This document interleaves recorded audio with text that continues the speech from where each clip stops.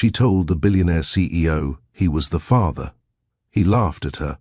10 years later, he saw them again and begged for a second chance. He saw her before he believed it, his eyes looking back from a girl building a bridge, and in that second, he knew the laugh from 14 years ago was the most expensive sound of his life. Huge thanks for helping Mr. Steele Rich Stories get past 900 subscribers. If you're new, join the family. Tap subscribe and hit the bell so you never miss stories with real-life lessons. The robotics competition gym buzzed with controlled chaos. Teams hunched over their creations, tools clicking against metal, coaches barking last-minute adjustments. The scoreboard beeped. 15 minutes until the bridge building finals. Grayson Mitchell stood frozen near the entrance, his designer suit worth more than most of these kids' college funds, watching a 14-year-old girl with dark curls tighten a screw on her team's mechanical bridge. Those were his eyes, his exact shade of green-gray that his mother used to call storm clouds clearing. The same eyes that stared back at him every morning in his penthouse bathroom mirror. The girl laughed at something her teammate said, and there it was. That distinctive Mitchell family dimple, the one his father claimed came from 4 generations back. Ever had one moment that forced you to choose who you really are? Not who you pretend to be at board meetings or charity galas, but the raw, unfiltered version that emerges when your past walks up wearing your DNA like a name tag? Grayson's throat constricted. The gym's air conditioning couldn't cool the sweat forming at his collar. He'd come here as a favor to his business partner who sponsored the event. Just shake some hands, take a photo with the winning team, standard corporate goodwill gesture. He wasn't supposed to find his daughter here, the daughter he'd spent 14 years pretending didn't exist. Alana, check the servo alignment one more time. A woman's voice cut through the noise. Grayson's head snapped toward the sound. Nadia. Even after 14 years, he'd recognized that voice anywhere, patient but firm, the voice of someone who'd learned to expect excellence because settling for less had already cost too much. She stood by the team's workstation, clipboard in hand, her teaching badge reading Ms. Cross. Westfield Middle School, the same wild curls he remembered, now pulled back in a professional bun. The same determined set to her shoulders. The same woman who'd stood in a hotel room 14 years ago, wrapped in a bathrobe, at 2 in the morning, telling him they'd made a mistake that might have consequences. He laughed when she told the truth. 14 years later, the truth built a bridge right back to him. The memory crashed over him like ice water. That laugh, not cruel exactly, but dismissive, disbelieving. Come on, Nadia, we were careful. Besides, I'm 28. I'm building a career. This can't happen. As if careers mattered more than consequences. As if the life they might have created together would wait for his convenience. Now that life was here, adjusting servo motors with the precision of someone who'd inherited his engineering mind and her mother's steady hands. Alana. Of course Nadia had given her a beautiful name. Of course she'd raised her to build bridges when her father had only burned them. The gym's overhead announcement crackled. Teams, 10 minutes to final presentation. Judges, please take your positions. Grayson watched Nadia guide Alana through a checklist, their movements synchronized like a dance they'd rehearsed 1,000 times. Mother and daughter, a unit complete without him. His phone buzzed, 3 missed calls from his office. The Mitchell Engineering quarterly review was in 2 hours. He was supposed to be presenting expansion plans, talking about bridges his company would build across the state. The irony tasted bitter. If you were Nadia here, would you talk or walk? Why? He moved before logic could stop him. Crossed the gym floor like a man approaching his own execution, each step heavier than the last. Parents and students flowed around him, oblivious to the collision about to happen. 20 feet, 10 feet. 5. Nadia looked up from her clipboard. Their eyes met. Time fractured. Her face cycled through recognition, shock, and then something harder. The expression of someone who'd already fought this battle alone, and won. She glanced at Alana, still focused on the bridge, then back at Grayson. One slight shake of her head. A warning. But he was already too close. Alana looked up, probably wondering why her mom had gone rigid. Mom, you okay? You look like you've seen a... She stopped, noticing Grayson. Oh, hello. Are you one of the judges? That voice. It carried traces of his mother's accent, the one he'd spent years training out of his own speech. How had that genetic echo survived through someone who'd never met her grandmother? No, I'm... Grayson's voice cracked. What was he? Not a father. He'd forfeited that title the day he'd offered to pay for the problem to disappear. The day she'd walked out of his life, rather than take his money or his excuses. He's one of the sponsors, Nadia interrupted smoothly, though her knuckles were white around the clipboard. Mr. Mitchell's company donated some of the equipment. Mitchell. His name hung in the air like an accusation. Alana brightened, oblivious. Oh, Mitchell Engineering.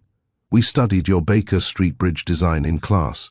The suspension system was genius. Mom, didn't you say you knew someone who worked? The competition's starting soon, Nadia cut in. Mr. Mitchell was just leaving, but Grayson stood rooted, memorizing Alana's face.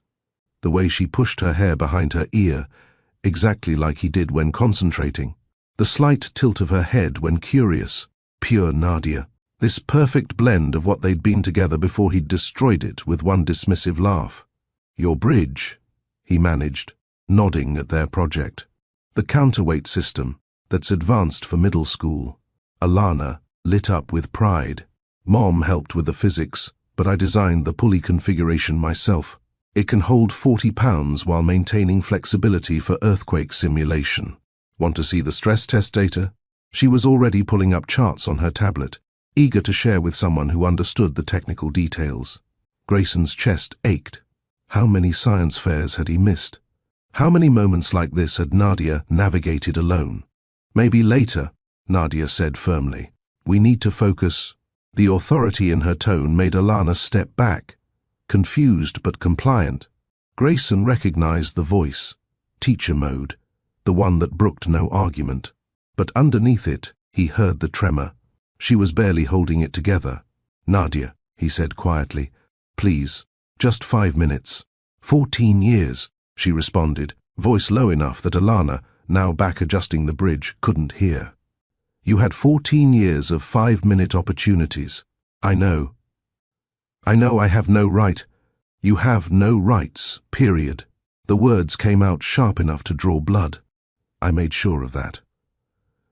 Legal documents, remember? The ones your lawyer drafted? The ones that said you wanted no contact, no responsibility, no acknowledgement?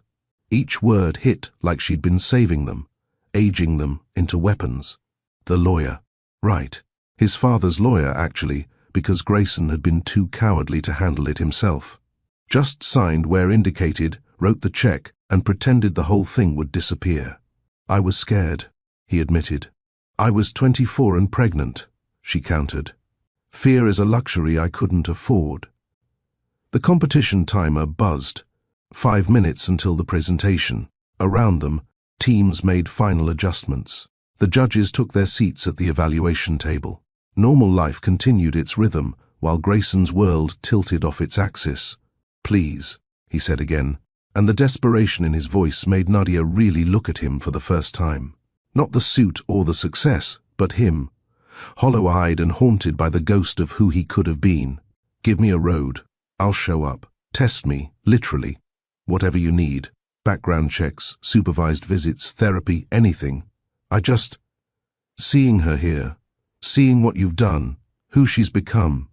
Who she's become has nothing to do with you, Nadia said, but softer now, sadder. I know.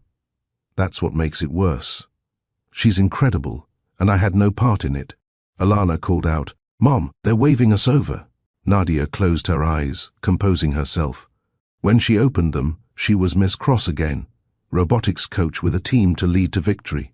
Not today, not in front of her. She started walking toward Alana, then paused, not looking back. She thinks her father died before she was born.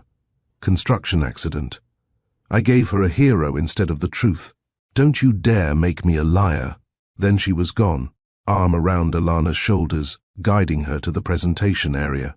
Grayson watched them set up their bridge, watched Alana explain the engineering with confidence that came from being loved and supported, watched Nadia beam with pride that had nothing to do with him. Stay, because what he does next decides if this story ends in shame or grace. The judges nodded appreciatively at Alana's presentation. She handled their questions with poise beyond her years, crediting her mom for teaching her to think systematically, to solve problems step by step. My mom says every bridge starts with understanding what gap you're trying to cross, she explained, and the words pierced Grayson deeper than any accusation could have. He stood there until they announced the winners. First place, Westfield Middle School. Alana jumped into Nadia's arms, and for a moment, their joy was complete and self-contained. Then Alana looked around the crowd, her eyes sliding past Grayson without recognition, searching for someone who wasn't there, maybe looking for the father she'd never known, the hero from the construction accident who would have been proud. As they walked to receive their trophy, Nadia's phone buzzed. She glanced at it, while Alana posed for photos.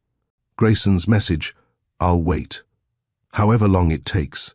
She deserves the truth when you think she's ready, and you deserve the apology I should have given 14 years ago." Nadia deleted the message without responding, but she did look back once, just once, and in that glance was something. That wasn't quite forgiveness, but wasn't entirely rejection either. It was the look of someone considering whether some bridges, once burned, could ever bear weight again. Alana held the trophy high, laughing with her teammates. The same laugh that had cost her father everything, though she didn't know it yet. Not today. Not in front of her, Nadia had said, and walked Alana to awards. The gym doors closed behind them with finality. Grayson stood alone in the space where everything had changed, where the daughter he didn't know existed had just shown him exactly what he'd missed. 14 years of first words and first steps and first everything. 14 years of Nadia doing alone what should have been shared.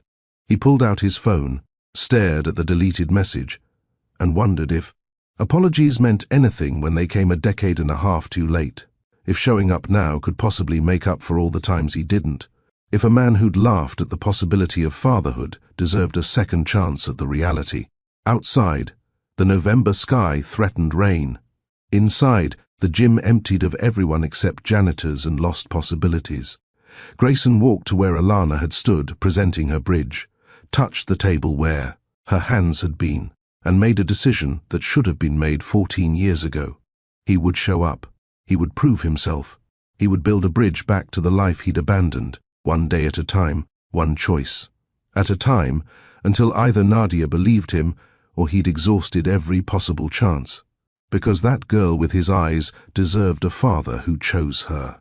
And Nadia deserved a man who understood that the only thing worth building was connection. The hard cut would come later, to 14 years earlier, to the moment where everything fell apart.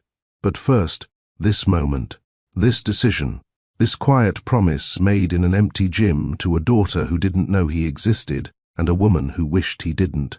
14 years earlier. The beginning of the end that led to this beginning.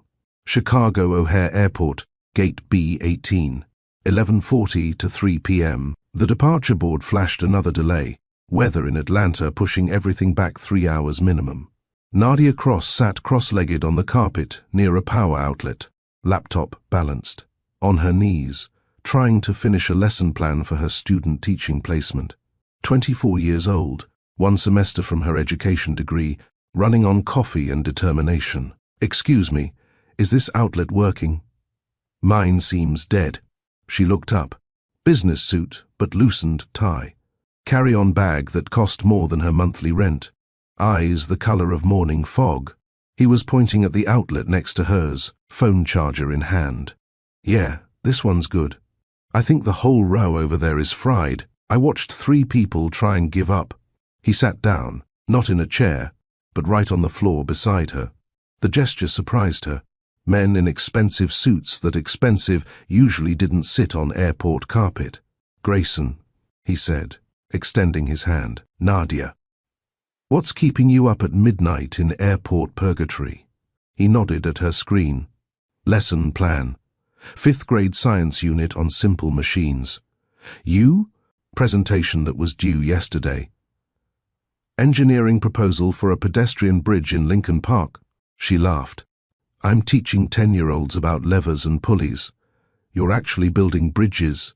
Same principles, different scale. Although 10-year-olds probably ask tougher questions. The conversation flowed easily. He asked about her teaching philosophy. She asked about structural integrity. Neither mentioned last names, relationships, or real life beyond this. Fluorescent-lit bubble. When the gate agent announced another hour delay, Grayson suggested they find food. Everything's closed, Nadia pointed out. There's always one place open in Terminal B. 24-hour diner. Terrible coffee, decent pie. She should have said no. Should have stayed at the gate.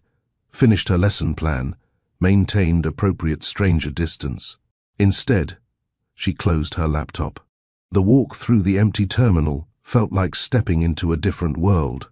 Their footsteps echoed off the polished floors. Closed shops stood dark behind security gates. They talked about everything and nothing. Favorite buildings in Chicago, worst. Flight experiences, whether deep dish pizza was actually pizza or casserole. Casserole, Grayson insisted. I'm originally from the East Coast. That's not pizza, it's a cheese-filled life choice. Blasphemy. You live in Chicago now. 5 years. Came for grad school at Northwestern, stayed for the job. You? Born and raised. South Side. My mom still lives in the same house where I learned to ride a bike. The diner glowed like a beacon at the end of Terminal B, the runway cafe, all chrome and cracked vinyl booths. A single waitress worked the night shift, pouring coffee before they even asked. They sat across from each other, and Nadia noticed how he immediately moved the sugar packets into a perfect line. Engineer's precision even at 2 a.m. What made you want to teach? He asked. Had this science teacher in 7th grade, Mrs. Rodriguez. She made us build catapults out of popsicle sticks. Mine shot a marshmallow clear across the cafeteria. Hit the principal. She grinned at the memory. Instead of getting in trouble, she had me explain the physics to him. First time I realized science wasn't just textbooks. It was understanding how everything works.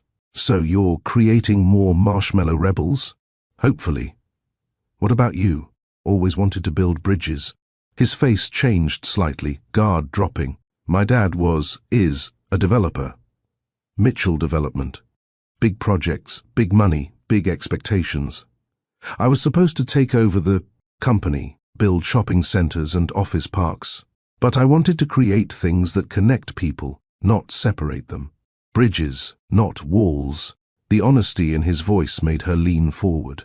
That must have been a tough conversation. Still having it, actually.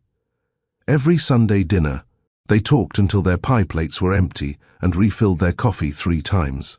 About hopes that felt too big to speak aloud, about the walls people build, and when it's safe to lower them, about how teaching and engineering were both acts of faith, believing you could shape something better.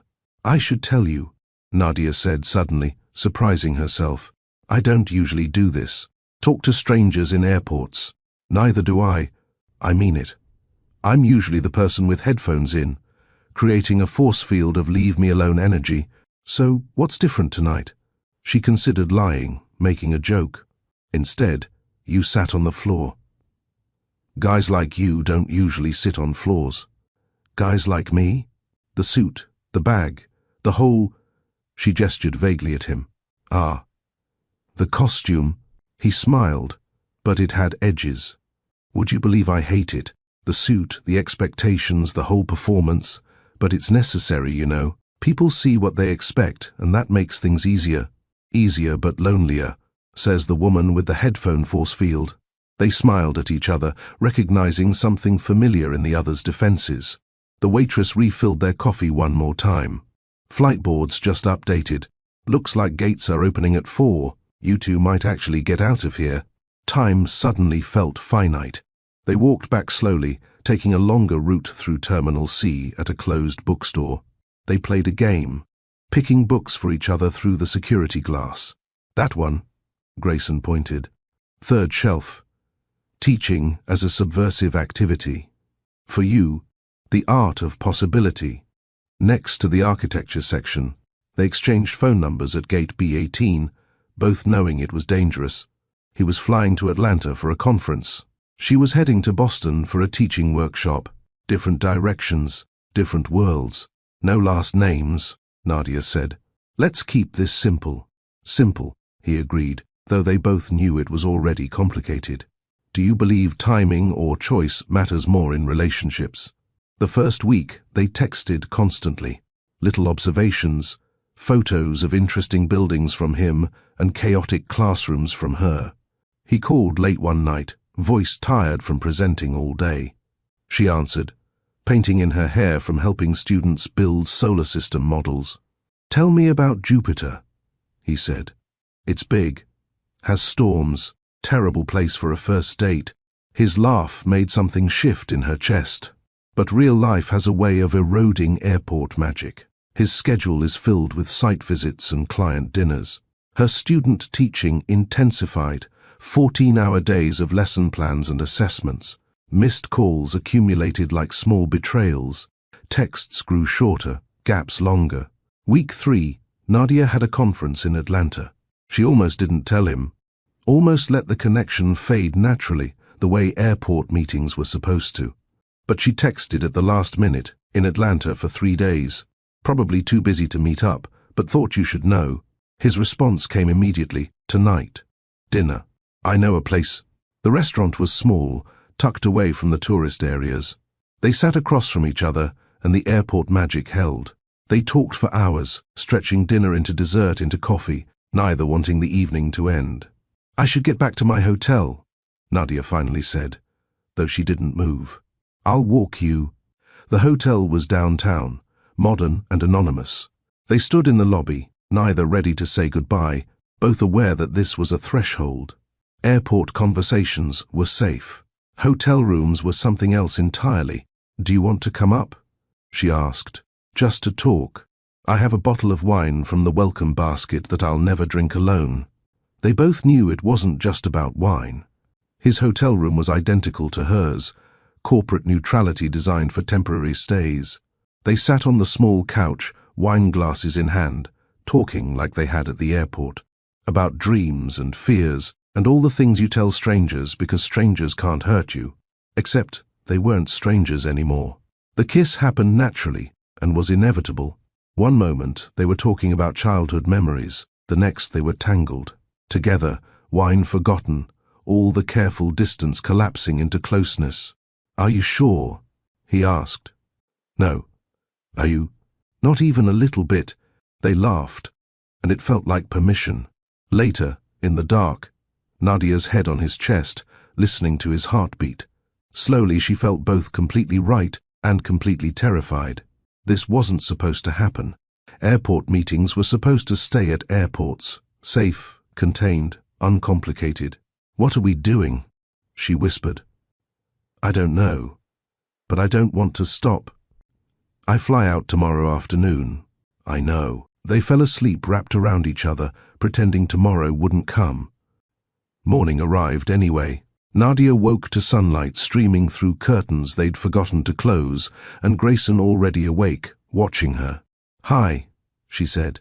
Hi. Any regrets? None. You? Ask me in a month. They smiled, but something had shifted. The complication they'd been avoiding was now unavoidable. She gathered her clothes, got dressed while he watched, both of them aware they were at another threshold. So what now? He asked. Now, I go to my conference. You go to your meetings. We see if this survives real life. And if it doesn't, then we had Atlanta. She kissed him at the door, soft and lingering, trying to memorize the moment. Then she left before either of them could make promises they weren't ready to keep. The next 2 weeks, they tried, really tried. Daily texts, nightly phone calls, conversations about maybe visiting, about what this was becoming. But distance has gravity. His father started pressuring him about a major project that required full focus. Her student teaching hit a crisis point with a struggling student who needed extra attention. The calls grew less frequent. The texts are more perfunctory. Neither wanted to admit they were fading, so they just let the silence grow. 4 weeks after Atlanta, Nadia's period didn't come. She waited 3 days, telling herself it was stressful. Student teaching was intense. Her schedule was chaotic. Bodies did weird things under pressure. On day 5, she bought a test. On day 6, she took it. 2 lines. Positive. Unmistakable. She sat on her bathroom floor, shaking hands, doing math she already knew. Atlanta was 6 weeks ago. The timing was exact. She'd been on birth control, but nothing was perfect. They'd been careful, but not careful enough. She tried calling Grayson. It went to voicemail. She tried again an hour later. Voicemail again. By day 3 of unreturned calls, she understood. He'd already made his choice. The silence was the answer, but she needed to hear it. Needed him to say it out loud, to own the decision instead of hiding behind unanswered phones. She found his office address online. Mitchell Engineering, 42nd floor of the Daily Building. She would go there, tell him in person, give him one chance to be better than his silence suggested. The elevator to his floor was all mirrors and mahogany. She caught her reflection, 6 weeks pregnant but not showing yet, a brown envelope in hand, containing the positive test and a letter she'd written and rewritten a dozen times. The elevator climbed through Chicago's skyline, each floor marking another level of the world she didn't belong to. Floor 20, 25, 30. Her phone buzzed. Her mother. Where are you? We're supposed to go apartment hunting today. 35. 40. 41. The elevator doors reflected her face, younger then, still believing people could choose to be better than their fear. Still thinking airport conversations and Atlanta nights could translate to real life. The numbers clicked to 42. The doors opened to reveal a reception area that cost more than her entire education. A woman with perfect hair and professional distance looked up. May I help you? I'm here to see Grayson Mitchell. Do you have an appointment? No, but if you could just tell him Nadia is here. From the airport, he'll know. The woman's expression didn't change. One moment, she disappeared through glass doors. Nadia waited, envelope trembling in her grip. Through the windows, Chicago stretched below, beautiful and indifferent. The woman returned. Mr. Mitchell will see you. Follow me. The walk through the office felt endless. Engineers at drafting tables, conference rooms with floor-to-ceiling windows, everyone building futures while hers crumbled. The woman stopped at a corner office, knocked once, and opened the door. Miss Cross for you, Mr. Mitchell. Grayson stood behind his desk, and Nadia saw immediately that he knew. Somehow he knew. His face carried the expression of someone preparing for bad news, already building walls against it. Nadia, he said, this is unexpected. The understatement would have been funny if it wasn't so devastating. She stepped inside. The door closed behind her with corporate softness, designed never to slam, never to make scenes. This was where everything would change, where the airport and Atlanta either became something real or became just another story about timing and bad choices. She held the envelope tighter and prepared to find out which. The 42nd floor of the Daily Building commanded Chicago's skyline like a throne. Mitchell Engineering occupied the entire level, all glass walls and exposed, steel beams, architectural transparency hiding nothing except what mattered. Grayson Mitchell stood at his drafting table, the riverside pedestrian, bridge plans spread before him like a map to somewhere he'd never reach. Nadia entered differently than he remembered. The airport confidence was replaced by something careful, measured. She wore a loose blazer that seemed too warm for the spring weather, carried a brown envelope that she held like it might break. Her face was the same but different, softer somehow, though her eyes carried new weight. Nadia.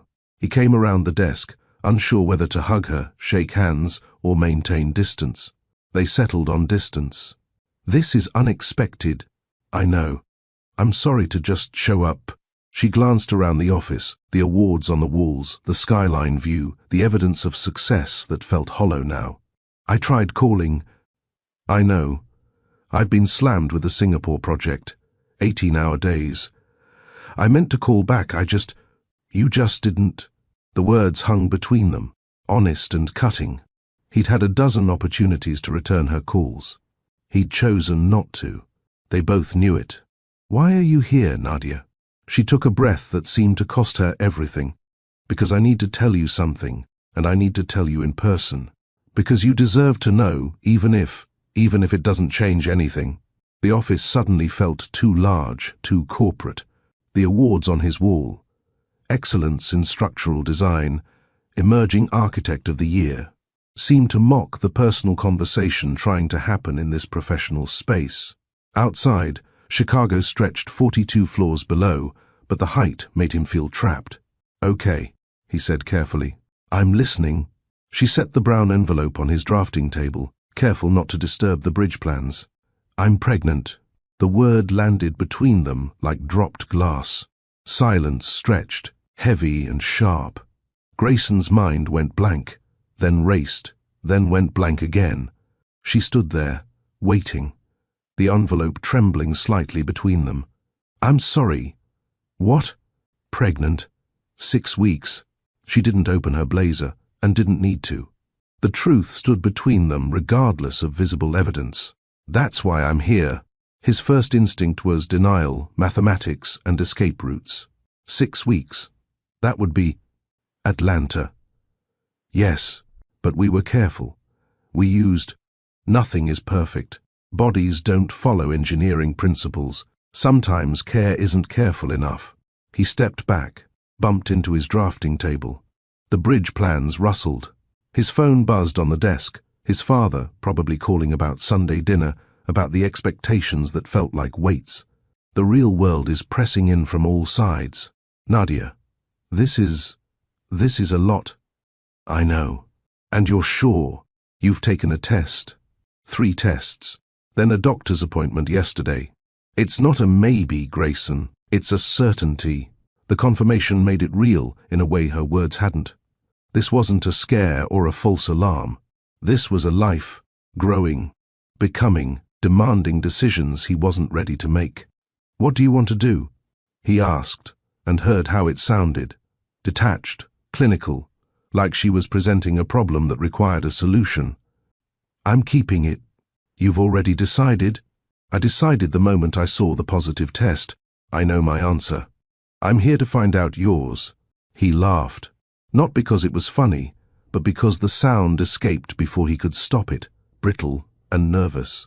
The sound of someone protecting themselves from a weight they weren't prepared to carry. "You can't be serious." The words came out before he could stop them, an echo of every dismissal his father had ever voiced about unexpected complications. The laugh continued, nervous energy seeking escape, filling the space between them with the worst possible sound. "You show up here, at my office, pregnant, wanting, what exactly? Support? Partnership? After 6 weeks of silence from both of us?" Each word built the wall higher. He saw it happening, saw her face close off, saw her shoulders square like she was absorbing blows. But he couldn't stop. The carefully constructed life he'd built, the career, the reputation, the measured distance from messy emotions, it all felt threatened by her presence. "This is our baby," she said quietly, and the words hit differently than he expected. "Our baby," he repeated, testing the phrase. "I'm 28, Nadia. I'm building a company.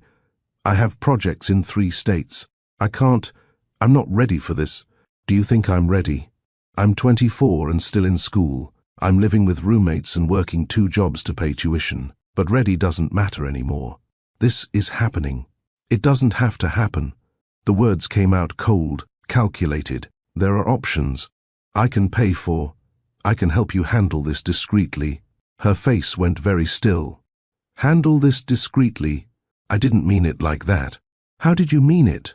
He gestured vaguely, unable to say the words directly. "Just that we have choices. We don't have to.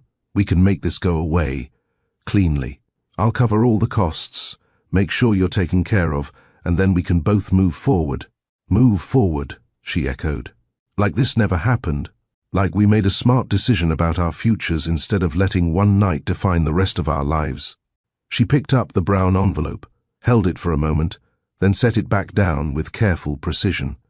"There are ultrasound photos here, taken yesterday, And a letter I wrote to you, about what I hoped this conversation would be, about the man I met in the airport who talked about building bridges instead of walls. Nadia, I was wrong about you. Her voice was steady now, past hurt into something harder. Or maybe I was right about who you could be, and you're choosing to be someone else. Either way, I have my answer. She turned toward the door. He should have stopped her, should have apologized, should have been the man from the airport who sat on the floors and talked about the connection. Instead, he gestured to the door, a small movement but unmistakable. Career preservation, speaking louder than conscience, his father's voice in. His head about complications and clean boundaries and professional distance. I think that's best, he said. She paused at the door, hand on the handle. You asked me once whether I thought people could lower their walls and be real. I guess we both have our answer now. Is there ever a good excuse for not listening first? The door closed with corporate softness, designed never to slam, never to make scenes. Grayson stood frozen, staring at the brown envelope on his table. It looked so ordinary next to the technical drawings and stress calculations. Just paper containing paper. Nothing that should feel this heavy. His phone rang. Singapore calling back about the project timeline. He answered, fell into technical speak about load-bearing capacities and weather resistance. 20 minutes of engineering solutions to problems that had clear answers. When he hung up, the envelope was still there. He should open it, should at least look at what she'd brought, but his hand hovered over the envelope, unable to commit to the action. If he opened it, it became real. If he left it closed, he could pretend this was all manageable, containable, something that would resolve itself with distance and time. His office door opened. Patricia, his assistant, entered with a stack of contracts. Mr. Mitchell, legal needs assigned for the Singapore project. Also, your father called about dinner Sunday, and there's a staff meeting at 3 about the new hires. Thanks, Patricia.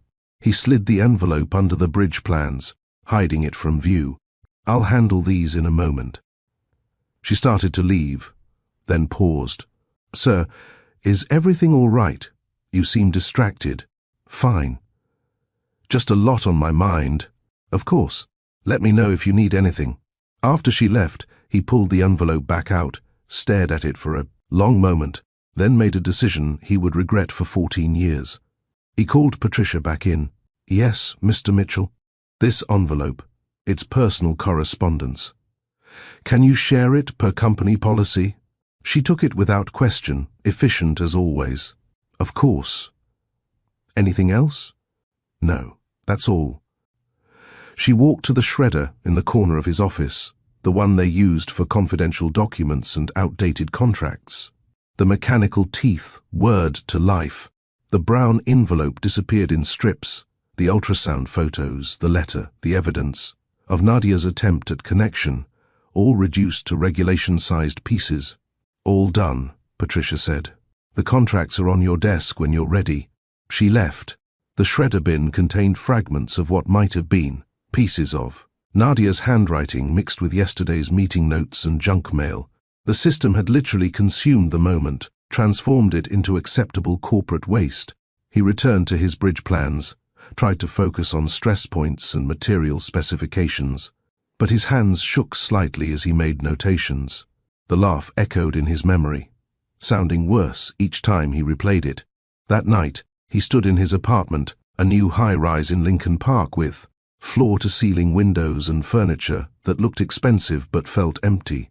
He poured a drink he didn't want and stared at his phone. He could call her, apologize, explain that he'd panicked, that fear had made him cruel, that he wanted to try to be better than the person who'd laughed in her face. He pulled up her number, thumb hovering over the call button. But what would he say? That he was sorry? That he'd changed his mind in the span of 8 hours? That he'd shredded the envelope before even looking inside? The call would require vulnerability he didn't have, courage he couldn't find. It would mean admitting he'd been wrong, had been hurtful, had chosen his comfort over her humanity. So he didn't call. He told himself it was better this way, cleaner. She'd made her choice to keep the baby. He'd made his choice to step back. Two adults making different decisions about their own lives. Rational, reasonable, completely defensible. The lie tasted bitter but familiar. Days became weeks. Weeks became months. He threw himself into work, let the Singapore project consume him, traveled constantly to avoid the quiet moments when guilt crept in. His father approved of his focus, his dedication, his choice to prioritize career over complication. "You're finally taking this seriously," his father said over one of their Sunday dinners. "No distractions, no personal drama. This is how you build an empire." Grayson nodded, accepted the praise, and pretended the cost was acceptable. 6 months after Nadia walked out of his office, he saw a notice in the Chicago Public Schools newsletter.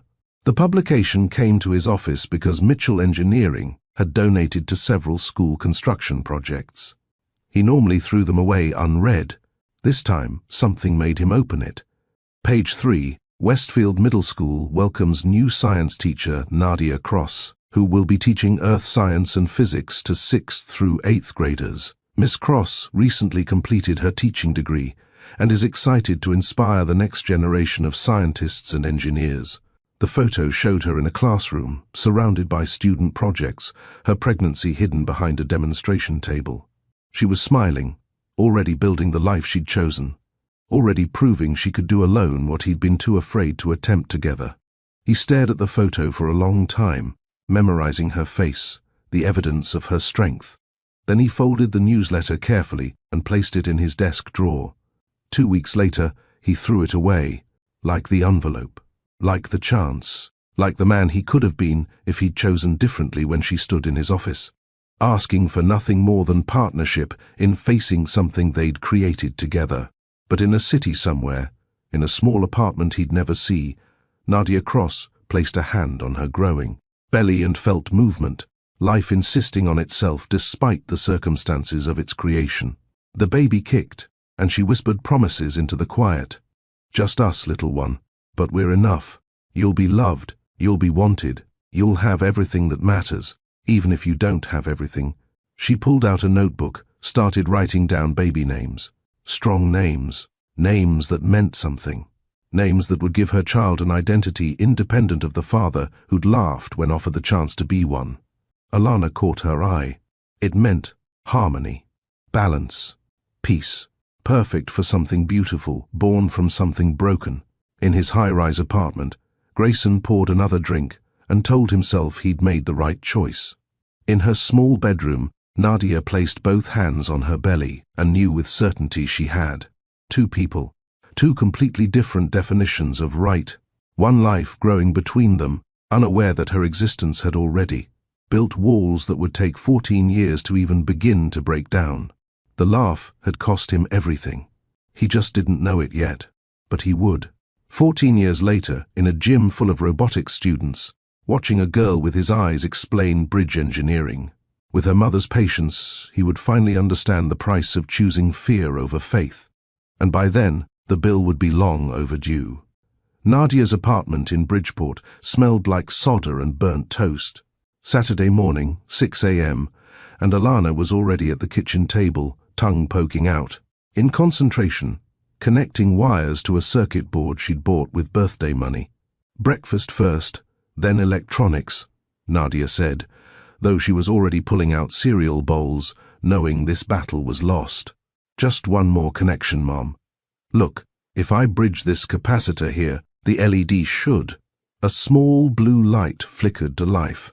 Alana's face illuminated with satisfaction that made her look older than 13, younger than eternity. The apartment told their story in careful details. Plants growing in repurposed mason jars on every windowsill, Alana's science experiments turned into decoration. Art from Nadia's evening classes covered the walls, mostly portraits of her daughter. At different ages, capturing moments between childhood and whatever came next. The fridge hummed with magnetic poetry that Alana rearranged daily into increasingly complex messages. Today's formation, electric dreams build tomorrow's connections. Where do you even learn these words? Nadia asked, pouring milk. Library, internet, the electronics store downtown. The owner taught me about capacitors and gave me old circuit boards to practice on. Nadia watched her daughter work, seeing Grayson's concentration in her focus, his precision in her small hands. But also something entirely Alana's, a joy in creation that came from being loved without conditions, from never doubting her place in the world. "Mom, tell me about my dad again." The request came monthly now, always casual, always while Alana was building something. Nadia had the story memorized, polished smooth by repetition until it almost felt true. He was brilliant with design, could see how things fit together before building them, like you with your circuits. And he died in the construction accident. Yes, very sudden. Before you were born. Do you think he would have taught me to build things? I think he would have been amazed by what you already know. Alana nodded, satisfied, and returned to her circuit board. She never pushed for more details, seemed to understand that some stories had boundaries. Or maybe she sensed that pushing would lead to pain neither of them was ready to handle. Name one quiet habit that keeps you grounded. Nadia's habit was freelance work after Alana went to bed. Tutoring online, editing scientific papers for graduate students, anything. That added to the college fund she'd started the day Alana was born. Every extra dollar went into that account, building a foundation for a future where her daughter could choose any path without limitation. The evening routine never varied. Homework at the kitchen table, Nadia checking math while cooking dinner. Then Alana's projects. This week, paper cranes that she was somehow mechanizing with tiny motors.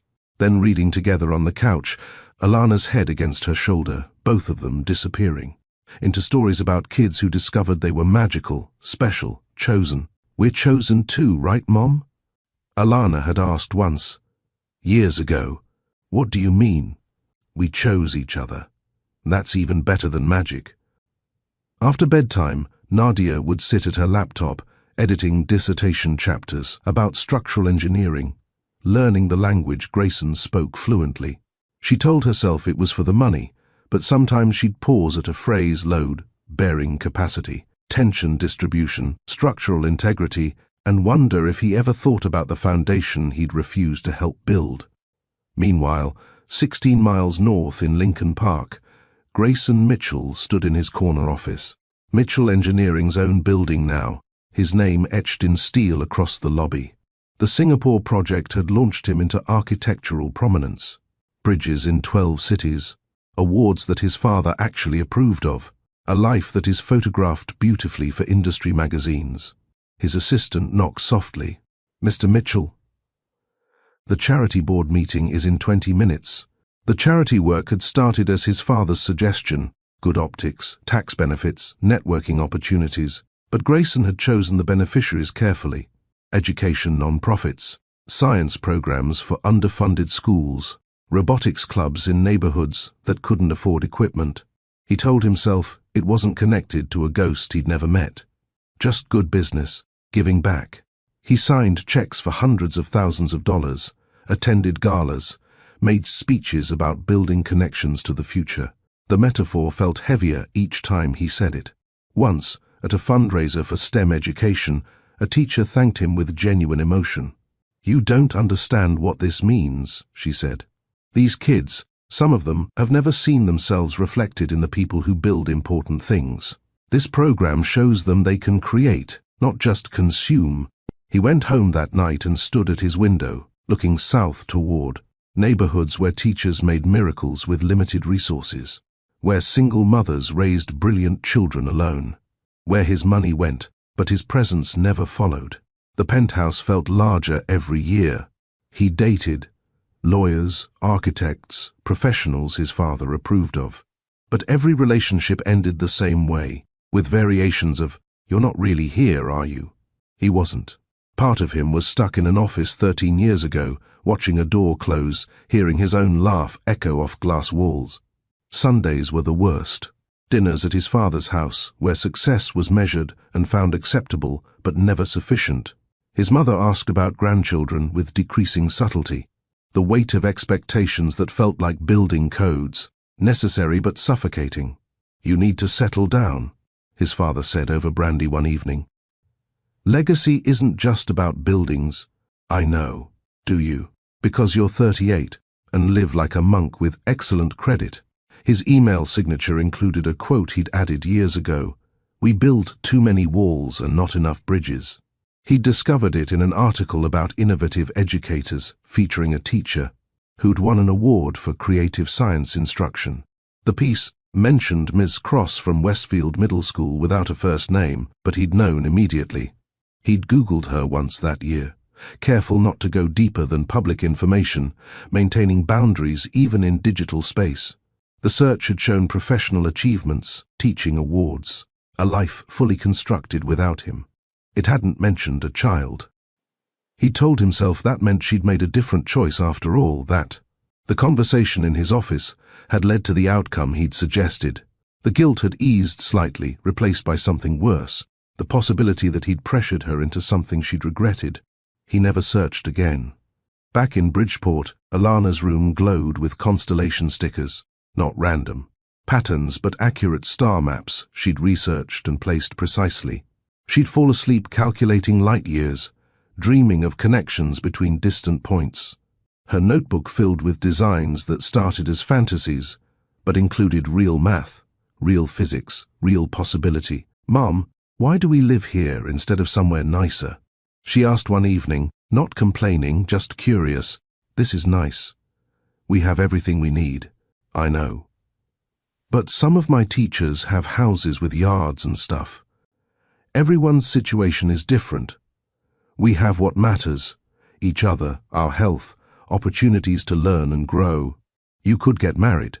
Then we'd have 2 incomes, maybe someday. When I meet someone worth building a life with, you're particular. I learned to be." They made a good life in their small space. Saturday museum trips when admission was free. Library adventures that lasted entire afternoons. Building competitions where they created increasingly elaborate structures from recyclables. Alana won her school science fair 3 years running, each project more ambitious: a water filter, a solar oven, a functional bridge made entirely of recycled materials that held 50 pounds. Where does she get it? Other parents asked, watching Alana explain her engineering principles. No idea, Nadia always answered, though she knew exactly where the analytical mind came from. The same place as those particular eyes, that specific laugh when solving problems, the way Alana's hands moved when she explained her designs. Precise, confident, certain. Grayson, unknowing, developed parallel habits. Late nights at his drafting table, designing structures he'd never propose. Pedestrian walkways, for neighborhoods that couldn't afford them, connecting spaces that policy kept separate. He drew one repeatedly, a covered bridge between 2 schools, allowing safe passage over a dangerous intersection. He researched the location obsessively before realizing why it felt significant. The bridge would connect to Westfield Middle School, where she taught. He never submitted the proposal. It stayed in a locked drawer, alongside other things he couldn't quite discard. A faded school newsletter from 13 years ago, a napkin from an airport diner, reminders of choices that had seemed reasonable at the time but felt increasingly hollow. His charitable giving expanded. $1 million donations now, always processed through proper channels. The best robotics equipment for schools that qualified. Scholarship funds for students from single-parent households. His accountant noticed patterns but said nothing. Just processed the donations and adjusted the tax strategies. "You could meet these kids," she suggested once. "See the impact firsthand. I prefer working through established channels. More efficient that way." She'd given him a look that said she understood more than he wanted her to, but she didn't push. Winter came early the year Alana turned 13. She built a warming shelter for neighborhood cats from insulated boxes and solar-powered heating pads, engineering compassion into functionality. She spent hours adjusting the design, making sure the animals would be safe, warm, able to leave when they chose. "Why do you care so much?" Nadia asked, watching her daughter work. "Because they didn't choose to be alone. Someone should make sure they're okay anyway." The innocence of it. The assumption that loneliness was always involuntary. That care was the obvious response to need. made Nadia hold her daughter tighter that night. In his penthouse, Grayson received notice of another award, Excellence in Structural Innovation. His 15th major honor. He'd give another speech about connection, about building pathways to better futures. The words felt rehearsed now, hollow, like echoes of the man he'd thought. He'd become that night in an airport diner when everything felt possible. He donated the award money to STEM education, specifically earmarked for programs supporting single mothers pursuing teaching degrees. His assistant processed the paperwork without comment. 2 lives, 2 roads, parallel but never touching.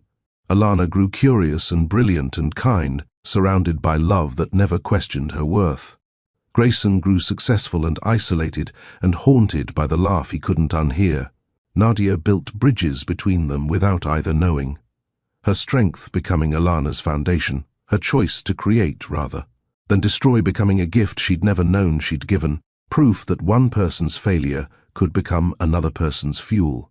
From Alana's workbench, sparks flew as she soldered another connection. Building.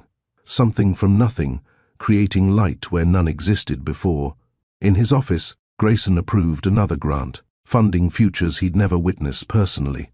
In her classroom, Nadia taught another generation that understanding. How things connect was the first step to building something better. 3 people, connected by biology and history, separated by choices and consequences, all building toward a collision none of them could predict. The robotics competition was 6 months away, the gym with the scoreboard and the mechanical bridges. The moment when parallel lines would finally intersect, when a 14-year-old girl with storm cloud eyes would build the bridge her father never could. When everything built in separation would have to face connection. The gymnasium still hummed with post-competition energy. Teams packed up their projects while parents took photos and coaches filled out paperwork. Grayson stood near the bleachers, watching Nadia guide Alana through congratulations from other teams. First place. His daughter, if she was his daughter, had won first place building bridges, while he'd spent 14 years building walls. He'd been standing there for 20 minutes, paralyzed by the weight of what came next. His phone buzzed again. His CFO, where are you? Board meeting starts at 15. He silenced it. Some connections couldn't wait for convenient timing. A girl approached, not Alana, but her teammate, shorter with glasses and hair in intricate braids. She looked at him with the open directness of someone who hadn't yet learned to fear powerful strangers. You're still here, she observed. I am. You were staring during the presentation. It made Ms. Cross nervous. She kept looking at you instead of the judges. I didn't mean to distract. I'm Mina, Alana's best friend. Also her reality check. She adjusted her glasses. You know them, don't you? Ms. Cross and Alana. Grayson hesitated. This child saw too much. I knew Miss Cross a long time ago. How long? 14 years, give or take. Mina's eyes widened slightly, doing math that led somewhere significant. That's... Yes. Does Alana know? No. Are you going to tell her? I don't know yet. That's not my decision alone. Mina studied him with unnerving intensity. Alana thinks her dad died before she was born. Construction accident. She has this whole idea about him being an engineer who designed bridges. Miss Cross gets this look when Alana talks about him, sad but also protective, like she's guarding something. Why are you telling me this? Because Alana's my best friend, and if you're about to mess up her life, I want you to know exactly what you're messing up. She's happy. She has her mom, her projects, her dreams. Whatever you want, make sure it's about her, not about you feeling better. The 14-year-old's bluntness hit harder than any board meeting criticism. You're right. I know. Adults forget that kids notice everything. She glanced back at Alana, who was explaining their bridge design to a lingering judge. She's brilliant, you know. Not just smart, brilliant. She sees how things fit together before anyone else does. Get that from someone. Seems like she gets a lot of good things from her mother. Yeah, but the engineering brain? That's different. Miss Cross is amazing, but she teaches science from books. Alana creates science from nothing. That comes from somewhere else.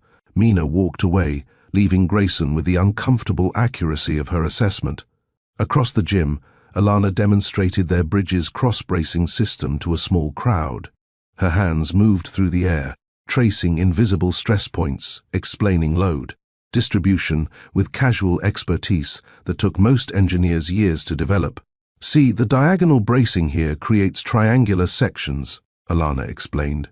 "Triangles are the strongest shape because they distribute force evenly. But the innovation is how we made them adjustable. See this sliding mechanism? It allows the bridge to flex during seismic activity without compromising structural integrity." "That's smart," Grayson thought, meaning so much more than mechanics. That's an intuitive understanding of principles he taught graduate students. That's genetic knowledge expressing itself through a child who'd never met him. The crowd dispersed. Alana began packing tools into their team case, carefully organizing each piece. Grayson recognized the habit. His own toolbox followed the same obsessive order. Everything in its place, chaos made manageable through control. Nadia approached him, leaving Alana with Mina. Her face had settled into professional courtesy, masking personal devastation. "You're still here. I couldn't leave. Not after. Nadia, she's incredible." "Yes, she is. We've established that." Her voice carried the flatness of someone conserving emotional energy. "What do you want, Grayson?" "To talk. Really talk, not like in your office 14 years ago when you laughed." The words landed precisely where intended. "I will regret that laugh for the rest of my life. Regret is cheap.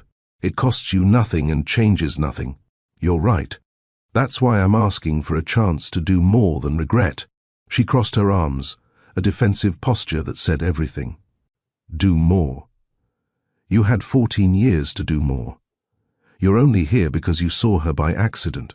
I know how it looks. But seeing her, seeing you with her, I can't walk away again. I won't." "You don't get to decide that. This isn't your life to disrupt." Around them, the gym slowly emptied. Coaches carried equipment to vans.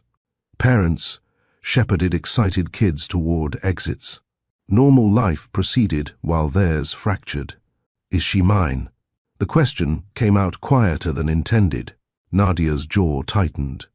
"Biologically, I've always known she was. The timing was exact. There was no one else, despite what I might have let you believe in your office that day." The confession hit him like physics. Mass times velocity equals impact. "You let me think. I let you think whatever made it easier for you to dismiss us. You wanted an out. I gave you one. Then I built a life where your biology didn't matter because your presence was never an option. But why tell me now? Why admit it? Because she's standing 20 feet away, and she has your eyes, your hands, your brain. Because pretending you're not her father when you're staring at living proof is exhausting. And because," her voice cracked slightly, "because maybe she deserves to know the truth someday, and that truth should start with honesty between us. Would you agree to a test immediately, or wait?" "Why?" "A paternity test," Grayson said. "Let me take one. Make it official. And then, if you're willing, let me try to be more than biology. A test proves what I already know. It doesn't prove you'll stay, no. But it's a start. And then I'll prove I'll stay however you need me to. If you're lying, if this is guilt or ego or some crisis. It's none of those things. It's..." He looked at Alana, carefully placing tools in perfect order. "It's seeing myself in someone I didn't know existed. And seeing you, seeing the parent I should have been brave enough to try to be." Alana called out, "Mum, Mina's parents are taking us for pizza. Can I go?" Nadia held Grayson's gaze. "1 second, honey." Then, quieter, "A test proves biology. It doesn't prove character. No, but it's a start. And then I'll prove my character however you need me to. If the test confirms what I know, we move at my pace. Therapy first for both of us. Then we figure out if and when to tell her. Then, maybe, if you prove consistent over months, not weeks, we discuss what role you might have in her life. Yes, whatever you need. I need you to understand that I will protect her from you if necessary. Even if you're biologically her father, you're not her dad. That title requires more than DNA." "I know." She pulled out her phone, typed rapidly. I'm texting you the name of a clinic. Make an appointment this week. I'll bring a sample from her. She did a DNA project in school last year. I kept the swab. We can compare without involving her yet. His phone buzzed with the information. When will we know? 2 weeks for results. Then we decide what comes next. Nadia, thank you for not walking away, for giving me this chance. I'm not doing this for you. I'm doing it because if you are her father, she deserves the truth when she's ready. And I deserve to know if I've been protecting her from her actual father or from my own hurt. The distinction mattered. Everything she did circled back to Alana's needs, never her own comfort. For what it's worth, Grayson said, you've done everything right. She's extraordinary, and that's entirely because of you. I know. But thank you for saying it. She gathered Alana's forgotten water bottle, the team banner, and small remnants of the day's victory. At the gym entrance, she turned back. We'll do it. The test. But Grayson, if you're her father and you disappear again, I won't forgive you. Not for me. I already survived you once. But if you make her survive you too, if you let her down the way you let me down, I won't. I promise, I won't. She nodded once, then called Alana. You can go to pizza.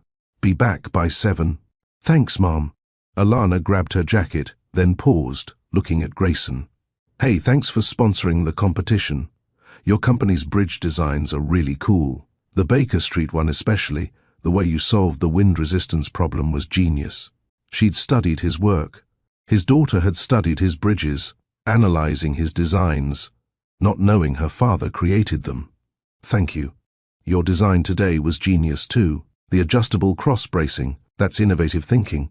She beamed, then rushed off with Mina. The gym doors swung shut behind them, leaving Grayson and Nadia in the hollow space. She studies your work, Nadia said quietly. Has a folder of bridge designs she likes. Yours are her favorites. She doesn't know why they speak to her. I do. Nadia, the test happens on my terms. You don't contact her, don't show up at her school, don't exist in her world until we know for certain and decide together how to proceed. Understood? Understood. And Grayson, this isn't about second chances or redemption arcs. This is about whether a 14-year-old girl deserves to know her father. Everything else is secondary. I understand. She walked toward the exit, then stopped one final time.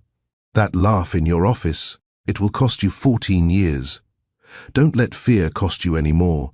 Then she was gone, leaving him alone in the gym where everything had changed. He stood there for a long time, looking at the space where Alana had presented her bridge, where she'd explained engineering principles with confidence, built by a mother who'd loved her. Enough for 2 parents. Where she'd smiled at him, without knowing he was the reason her mother had to be both. He pulled out his phone, found the clinic information Nadia had sent, and scheduled an appointment for the next morning. 2 weeks until results. 2 weeks to prepare for confirmation of what his eyes had already told him. 2 weeks before the real work began, proving he could be more than biology, more than regret, more than the laugh that had defined him for 14 years. Outside, November rain began to fall. Inside, Grayson made a promise to a daughter who didn't know he existed. He would show up. He would prove himself. He would build a bridge back to the life he'd abandoned, one choice at a time, until either Nadia trusted him or he'd exhausted every possible chance. Because that girl with his eyes deserved a father who chose her, and he was finally ready to try. Chicago Genetics and Paternity Services glowed against the gray sky, waiting for him to make the appointment that would change everything. Again. Chicago Genetics and Paternity Services occupied the 3rd floor of a medical building that smelled like antiseptic and anxiety. Grayson sat in the waiting room, surrounded by couples in various stages of hope and dread. A man bounced a toddler on his knee. A woman gripped her partner's hand. Everyone is waiting for science to confirm or destroy what they believed about their families. The intake coordinator called him back. Mr. Mitchell. Room 3, please. The hallway walls displayed butterflies, educational posters about genetic inheritance shown through wing patterns, dominant traits, recessive traits. How two colors become one in offspring.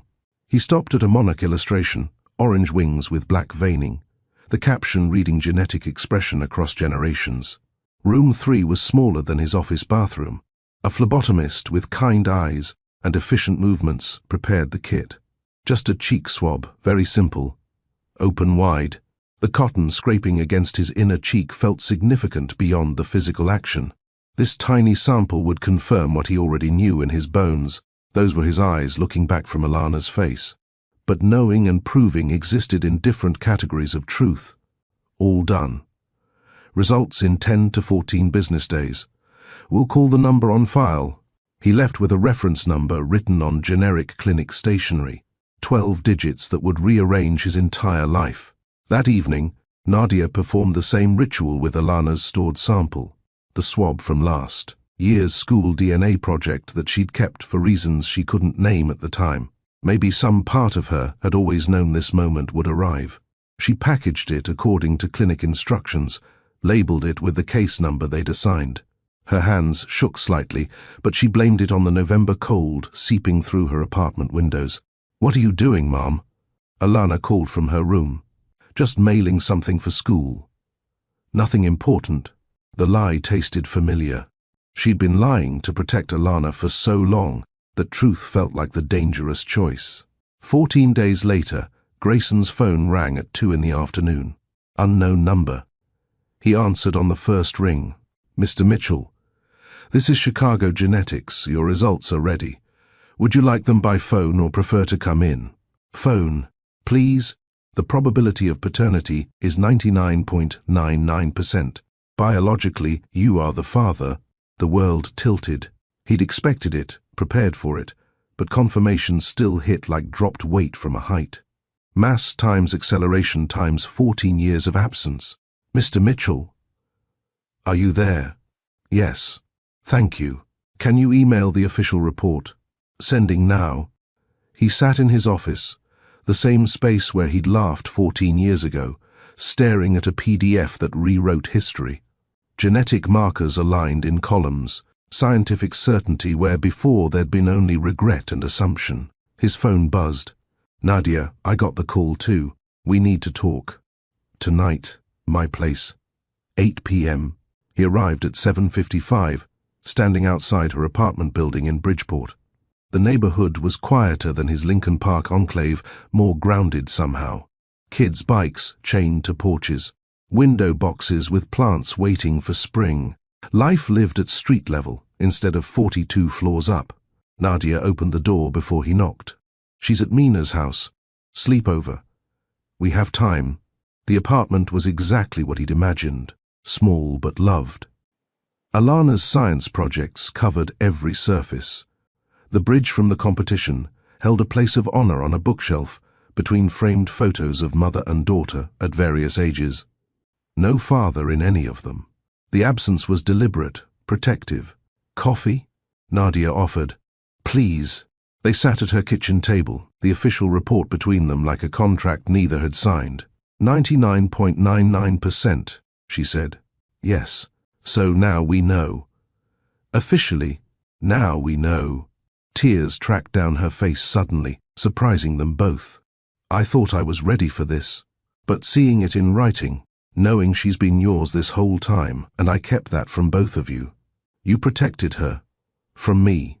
From my failure. But what if I was wrong? What if the protection hurt her more than the truth would have?" Grayson reached across the table, stopped just short of touching her hand. "You made the best choice you could with what I showed you." I laughed.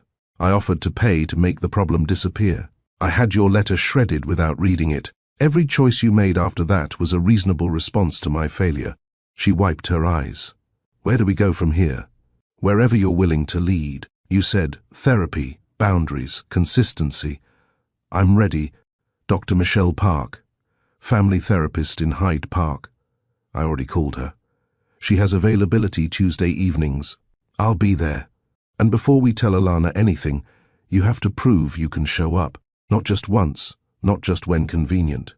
Consistently. For months. How do I do that without her knowing?" Nadia pulled out a notebook, the same kind she used for lesson planning. She'd already made a list. Grayson's conditions: 1. Weekly therapy, Tuesdays, 6 p.m., non-negotiable 2. Background check, full disclosure 3. No gifts, no grand gestures, no shortcuts. 4. Learn about her. Through me, through observation, through patience 5. Prove stability for 6 months minimum before disclosure 6. If you miss one commitment, we're done. 6 months? He'd expected weeks, maybe 2 months. You missed 14 years. 6 months is generous. He read the list again. Every condition was fair, every boundary earned. I agree. All of it. Then we start Tuesday. Dr. Michelle Park's office felt designed to disarm. Soft lighting, comfortable chairs, tissues placed strategically, but not obviously. She was younger than Grayson expected, maybe 40, with directness that reminded him of Mina. So, she began their first session. Nadia tells me you've discovered you're the biological father of her 14-year-old daughter who believes you're dead. That's quite a starting point. Yes.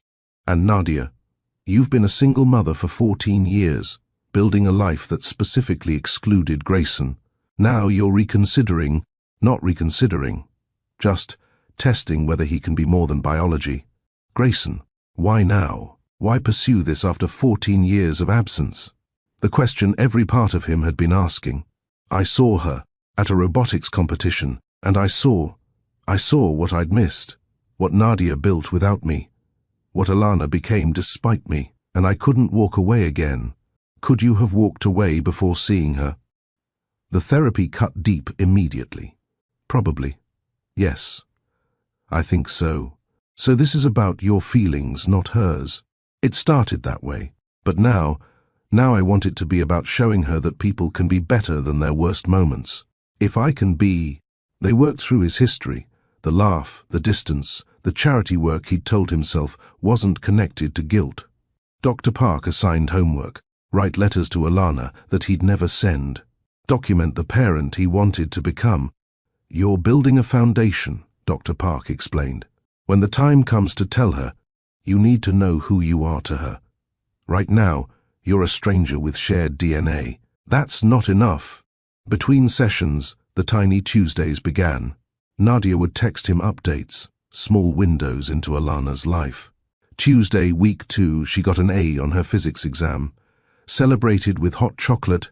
Tuesday, week 4, built a model of the solar system using recycled materials. Jupiter took her 3 tries to get right. Tuesday, week 6, asked about her dad again today. Wondered if he would have understood her math homework. I said yes. Each message felt like standing outside a window, watching life he'd forfeited. But he responded to every one. What kind of hot chocolate does she like? Nadia's reply, the kind with too many marshmallows. Why? Just learning everything I can. He stopped offering solutions, started offering attention. When Nadia mentioned Alana struggling with robotics club funding, he researched community STEM centers instead of writing checks. The Westside Innovation Center has open programs, free for middle schoolers. Should I send you information? Already looking into it. Thank you for the resource, not the rescue. Week 9, Dr. Park noticed the shift. You're talking about Alana differently. Less about what you've missed, more about who she's becoming. Nadia sends me updates. I feel like I'm watching her grow through snapshots. How does that feel? Painful, hopeful, like standing at the edge of something I don't deserve but desperately want. Good. Sit with that tension. It's honest. By week 12, Nadia invited him to observe, not participate, just watch. Alana's robotics club met Wednesdays after school. He could sit in the back, anonymous sponsor checking on equipment donations. He watched her work for 2 hours, never approaching, barely breathing.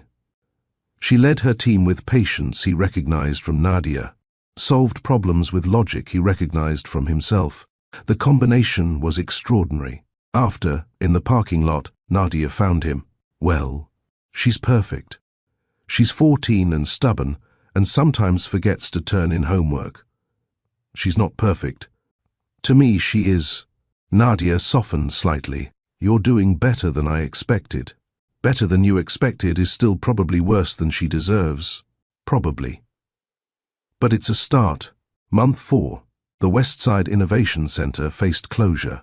Budget cuts, lease problems, typical non-profit crisis. Alana came home devastated. Mom, they're shutting down the center.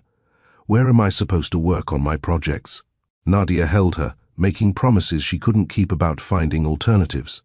That night, she texted Grayson. The center is closing. She's heartbroken. I know you want to help, but no grand gestures. I know. What if it wasn't grand? What if it was structured, transparent, and sustainable? Explain. He'd been researching non-profit structures, funding models, proper channels, not throwing money at problems, but building systems that lasted. Mitchell Engineering has a community investment program. We could fund the center through proper grants, public process, board oversight. My name on it as part of a larger initiative. Multiple centers across the city. Sustainable, transparent, documented. She'd eventually know you funded it. When we tell her everything. But until then, it's just a company doing what companies should do. Nadia took 2 days to respond. He didn't push, didn't follow up. Learning patience. One excruciating lesson at a time. Finally, okay. But I review every document. Full transparency with me, even if not with her yet. The funding went through proper channels. Mitchell Engineering Community Investment Initiative, 6 STEM centers across Chicago, serving underfunded neighborhoods. The Westside Innovation Center was one of 6, not special treatment, but part of a pattern. Alana rushed home with the news. Mom, they're staying open. Some company called Mitchell Engineering is funding them. That's wonderful, honey. Mitchell Engineering. They built the Baker Street Bridge, my favorite design. She pulled up their website, showed Nadia photos she'd seen dozens of times. Look at this structural innovation. Whoever runs this company really understands the connection. Nadia caught Grayson's eye at the next therapy session. She thinks you're a genius. Doesn't know you're her father, but she's already proud of your work. Does that make it harder or easier? Both. Month 5, day 23. Everything collapsed in a single headline. Chicago Business Insider ran the story first. Mitchell's secret family, engineering mogul's hidden daughter, revealed. Photos of Alana leaving school. Photos of Nadia's apartment building. Photos of Grayson at the robotics competition, staring at a girl who shared his eyes. The article connected dots with surgical precision. The timing, the biology. The pattern of charitable giving to programs connected to her school. Sources close to Mitchell confirm a recent paternity test, though both parents have declined comment. The daughter, 14, attends Westfield Middle School where her mother teaches science. Mitchell's representatives have not responded to requests for a statement. Grayson's phone exploded. His PR team, his father, his board, reporters requesting comment. He silenced everything, called Nadia. She answered crying. They're at her school. Cameras. Other parents asking questions. She came home asking why people were taking her picture. What did you tell her? Nothing yet. She's in her room, confused and scared. Grayson, I can't. I won't let her be a headline. This is exactly what I was trying to prevent. I know. I'm so sorry.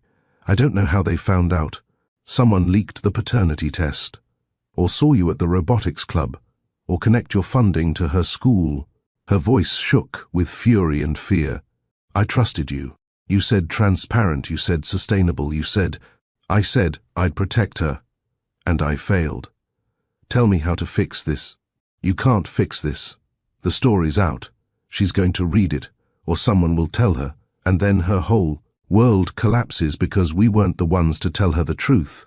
Dr. Park called an emergency session. The 3 of them sat in her office at 9 p.m., Alana still at Mina's house, protected temporarily by ignorance. This changes the timeline, Dr. Park said. You were going to wait another month before disclosure. That's no longer an option. We can't tell her like this, Nadia insisted. Not because the tabloids forced our hand. You tell her now, on your terms, or she reads it in hostile terms. Those are your options. Grayson felt the walls closing in. the exact fear that had made him laugh 14 years ago. But this time, running wasn't an option. "What does she need to hear?" he asked. "The truth," Dr. Park said. "Age-appropriate, honest, and from both of you together. You tell her who you are, why she didn't know, and what happens next. You answer her questions without defensiveness. You make her angry." "She's going to hate me," Nadia whispered. "Probably," Dr. Park agreed. "For a while. But children are resilient when they feel loved. She knows you love her. Now she needs to know you trust her with hard truths." Outside, news vans circled. Grayson's phone showed 17 missed calls from his father. The board had scheduled an emergency meeting. Donors to his foundation were expressing concern about optics. Short-term relief or long-term respect? Which would you choose here? His PR team sent a draft statement. "Mr. Mitchell values his privacy and asks that the media respect his family during this personal matter. No further comment will be provided." Safe, vague, corporate. Exactly what his father would approve. He deleted it. The press conference was scheduled for 8 a.m. the next morning. Mitchell Engineering's main conference room, the one with floor-to-ceiling windows overlooking the Chicago River. His PR team had prepared statements, talking points, and damage control strategies. Grayson stood in the hallway outside, watching reporters set up cameras and microphones. His father had called 6 times, each message escalating in fury. His board chair had sent a tersely worded email about reputation management and fiduciary responsibility. No handlers, no script, just him and the truth. He'd spent the night writing what he wanted to say, not to reporters, not to shareholders, but to Alana, who would see this eventually, who would judge him by how he handled this moment. Nadia texted, "She's still at Mina's. I know something is happening. We told her today at 3 p.m. Whatever you say to those cameras, she'll see it. Make sure it's something she can build on. Make sure it's something she can build on. Not something that protected him, or his company, or his reputation. Something that gave his daughter a foundation." His PR director approached. "Mr. Mitchell, we're ready. Remember, brief statement, no questions. Exit promptly. We've prepared." "I'm not using your statement." "Sir, with respect, the board has approved. The board doesn't have a 14-year-old daughter who's about to learn her father isn't dead. I do. So I'm handling this my way." He walked to the podium before she could respond. Microphones bristled like accusatory fingers. Cameras focused. Reporters poised over notebooks. The room fell silent. "If you're locked in right now, tap like so the algorithm pushes more stories with real-life lessons. Comment, 'I'm locked in,' if you felt that press moment." He stared at the microphones, no handlers, no script, and thought about Alana, watching this someday, deciding whether her father was worth knowing. Then he stepped up to the podium and began to speak. Grayson gripped the podium edges, feeling the polished wood grain under his palms. Every camera in the room focused on his face, waiting for corporate spin. Carefully, worded deflection, the standard playbook for uncomfortable truths. He took a breath and started. "My name is Grayson Mitchell, and I'm here to tell you about the worst mistake of my life." The room shifted. Reporters leaned forward. This wasn't the prepared statement they'd expected. 14 years ago, a woman I cared about told me she was pregnant with my child. I laughed. Not because it was funny, but because I was scared, and I handled fear the way I'd been taught, with dismissal and distance. She left that conversation, and I let her go. I signed papers that said I wanted no contact, no responsibility, no acknowledgement. I chose my comfort over my character. His PR director made frantic cutting motions from the side of the room. He ignored her. What I only discovered 5 months ago was that she kept the baby. My daughter, Alana. She's 14 now, brilliant, kind, everything I had no part in making her. That's entirely thanks to her mother, Nadia Cross, who has spent 14 years being both parents because I refused to be one. A reporter raised her hand. He continued without acknowledging her. "I know what you're thinking. Why come forward now? Why not stay hidden?" The truth is, I didn't come forward. Someone leaked our story. And my first instinct was to let my PR team manage it, minimize it, make it go away. But I have a daughter now, and she's going to see this press conference someday. She's going to judge me based on how I handle this moment. So here's what I want her to know. He looked directly into the camera, speaking past the reporters to Alana. I failed you before you were born. I failed your mother when she needed support. I've missed 14 years of your life because I was a coward. Those are facts I can't change. But I can change what happens next. I can own my failure publicly. I can demand better, from myself and from everyone around you. He turned his attention back to the room, which brings me to why I'm actually here. Not to manage my reputation, but to make something very clear. My daughter is a child, a minor, a student.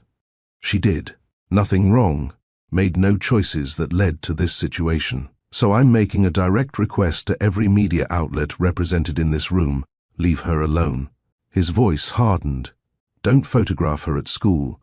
Don't approach her for a comment. Don't make her childhood a story for your ratings. She deserves privacy, normalcy, the chance to process this family situation without cameras documenting her pain. If you have questions, direct them to me. I'm the adult who failed. I'm the story, not her. One of the reporters spoke up without permission.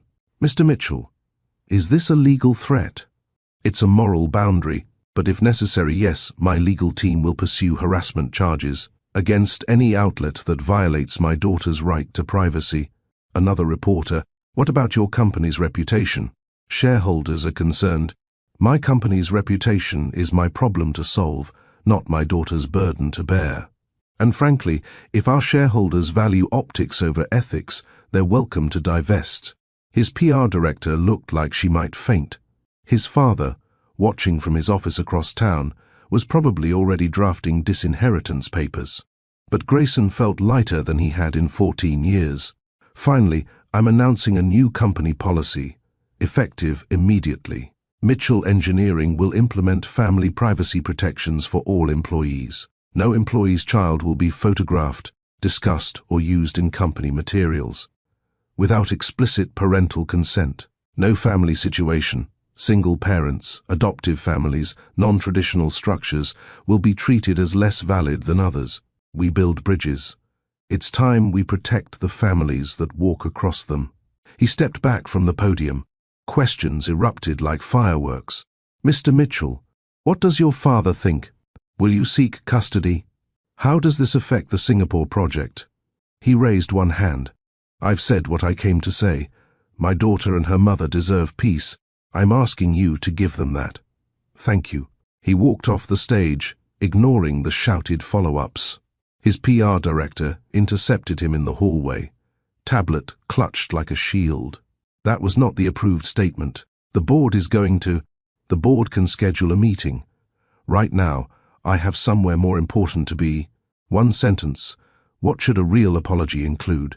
Nadia's apartment at 2:40 to 5 p.m. 15 minutes before Alana was due home from Mina's house. Nadia sat at the kitchen table, hands wrapped around a mug of tea gone cold. Grayson sat across from her, the same seats they'd occupied when the paternity results came back. I watched your press conference, she said quietly. And you didn't ask me first. Didn't clear the family privacy policy, didn't warn me you were going off script. I know. I should have, but it was right. She looked up, eyes red from crying. Everything you said was right. You didn't make excuses. You didn't minimize it. You protected her first. I'm trying to learn. You're doing more than trying. She pulled up her phone, showed him the screen. This is from the school principal. The media tried to show up at dismissal. Security turned them away, cited your press conference, and threatened legal action. It worked. She's safe. The relief was physical. Good. That's good. Grayson, in 15 minutes, our daughter walks through that door and learns everything. Her father isn't dead. I've been lying to her for 14 years. You exist and you're trying, but you're also a stranger. This is going to break her world. I know. She's going to be angry. At me, at you, at the situation. Dr. Park says that's healthy, but healthy doesn't make it easier. What do you need from me? Follow my lead. Let me tell the story. You're here to answer questions, not defend yourself. And when she asks why, because she will ask why you weren't there, tell her the truth, not the version that makes you look better. The truth. A key turned in the lock.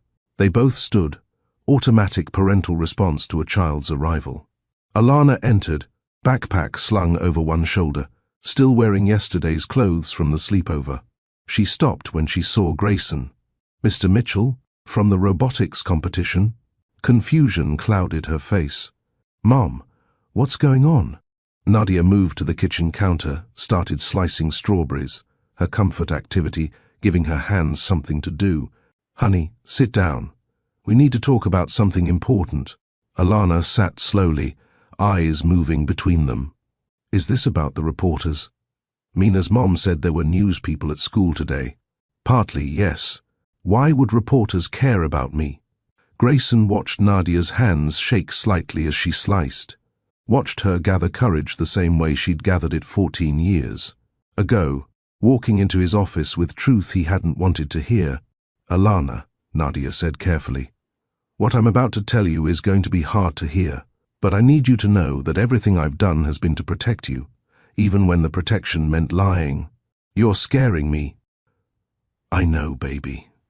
I'm sorry. She set down the knife, came to the table.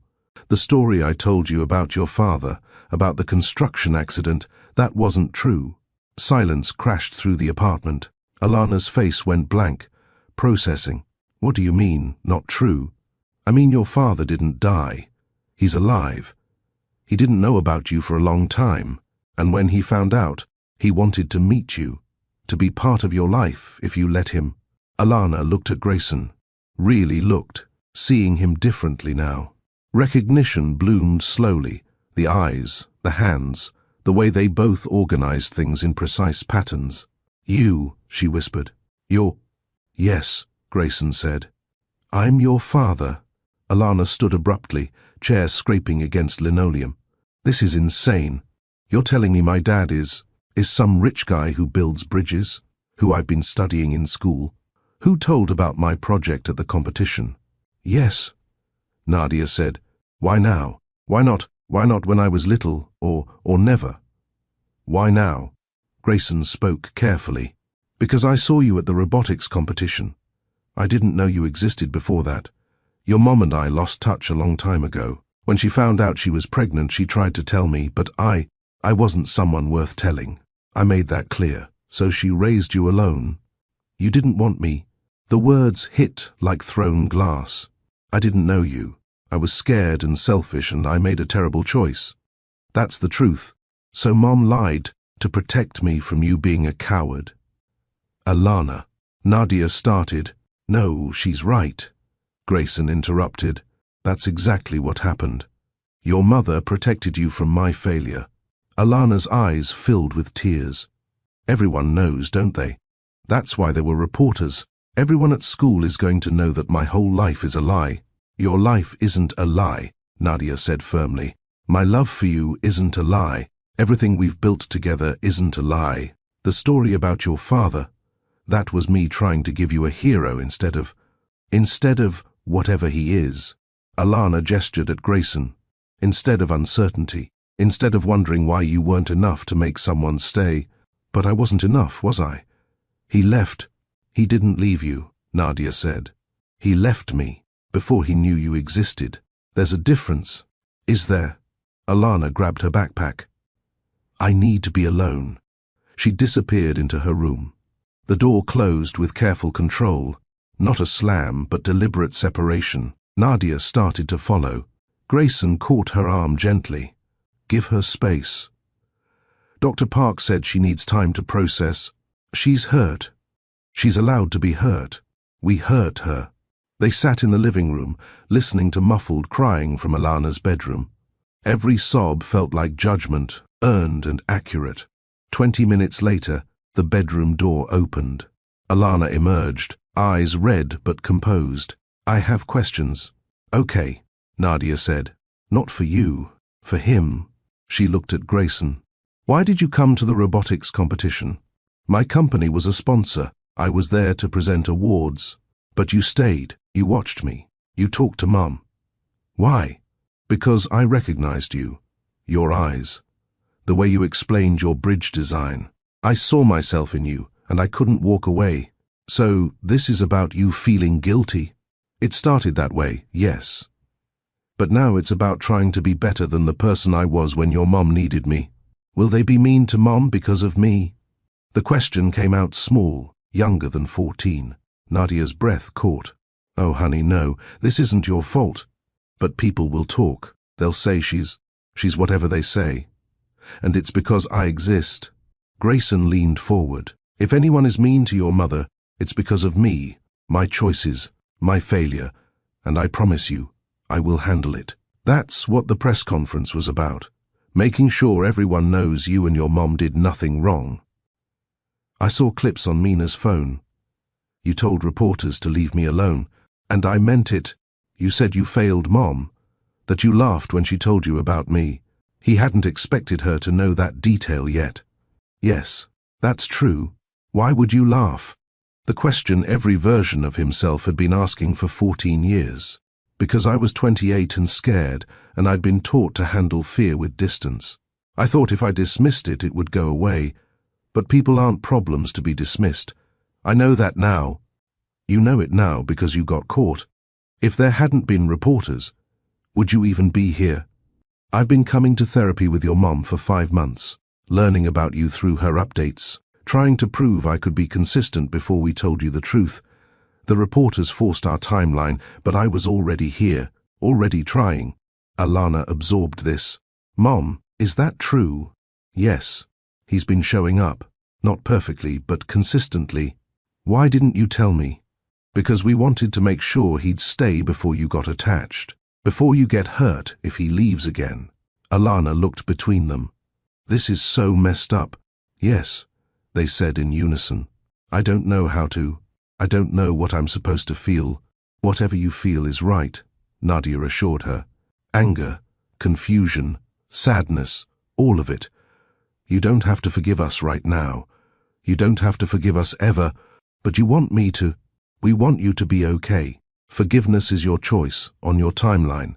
3 days later, Grayson requested a meeting with Patricia, his longtime assistant, the one who'd shredded the brown envelope 14 years ago.